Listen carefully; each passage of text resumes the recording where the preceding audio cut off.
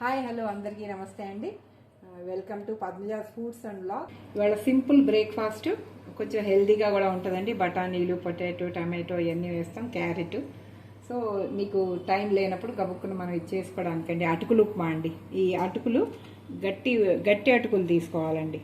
కొంచెం ఇది simple recipe అండి, మీకు 5 to 10 minutesలో అయిపోద్ది. టైం లేనప్పుడు ఇది చేసుకోవచ్చండి. హాయ్ హలో అందరికీ నమస్తే అండి. ఇవాళ సింపుల్ బ్రేక్ఫాస్ట్ అటుకులు ఉప్మా అండి. ఈ అటుకులు గట్టి అటుకులు తీసుకోవాలండి. కొంచెం ఇది సింపుల్ రెసిపీ అండి, మీకు 5 to 10 minutesలో అయిపోద్ది. టైం లేనప్పుడు ఇది చేసుకోవచ్చండి. పాత్ర వేడి చేసుకుందామండి. స్టవ్ ఆన్ చేశాను. ఒక 2-3 నిమిషాల్లో పాత్రలో నీళ్ళంతా పోయాక అప్పుడు మొదలు పెడతానండి. ఇప్పుడు గిన్నె వేడెక్కిందండి. గ్రౌండ్ నట్ ఆయిల్ అండి, వేరుశెనగ నూనె ఒక 2 గరిటెలు వేసుకుంటున్నానండి. కొంచెం గ్రౌండ్ నట్ అండి, కొంచెం ఇది మందంగా ఉంటుంది కాబట్టి ముందు ఇది వేసుకోవాలి. ఆ తర్వాత శనగపప్పు, పచ్చి శనగపప్పు అండి, బెంగాల్ గ్రామ్, మస్టర్డ్ సీడ్స్, ఆవాలండి, మినప్పప్పు. ఇది మెల్లిగా కొంచెం వేగనివ్వండి. ఆ ఆవాలు చిటపట్లాడాక ఇలా వేగాకండి. ఇది తురిమిన అల్లం అండి, జింజర్ పీసు, కరివేపాకు,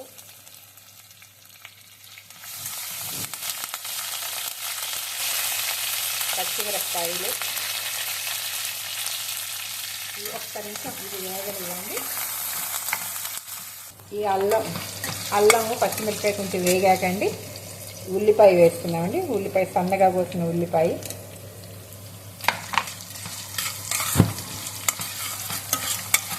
ఒక్క నిమిషం దీన్ని ఇలా వేగనిద్దామండి. 1-2 రెడ్ చిల్లీస్ అండి, ఇది ఒక డిఫరెంట్ టేస్ట్ వస్తుంది.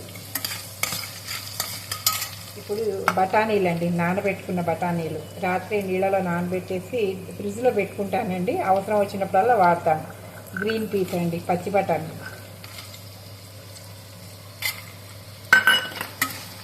దీనికి ఒక్కసారి వేగనిద్దామండి.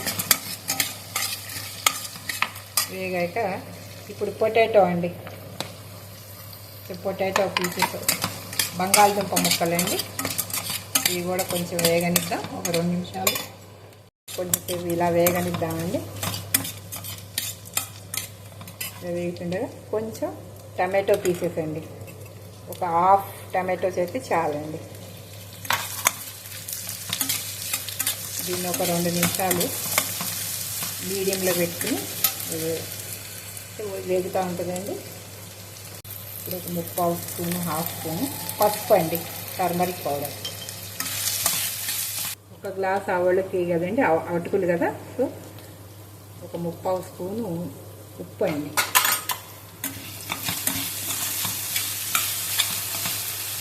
వేసాక మనం మూత పెట్టేద్దాం.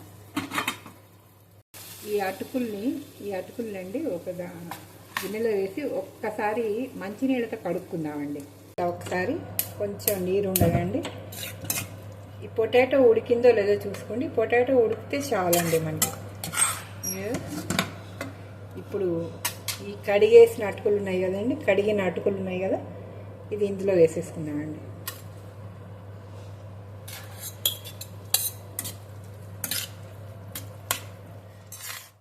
క్యారెట్ తురుము ఉంది కదండి, ఇది పైన జల్లేస్తున్నానండి.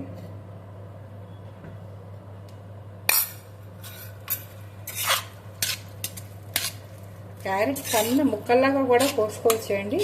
అంటే ఏంటంటే కొంచెం ముక్క అక్కడక్కడ మనకి పండుకి ఇదే అవ్వకుండా తురుము అయితే చక్కగా బాగుంటుందండి. ఇంకొక నిమిషం మూత పెట్టేద్దామండి. అని ఒక 5 నిమిషాలు అలా వదిలేద్దాం. ఇది చూద్దామండి, దగ్గరకు అయిపోయింది.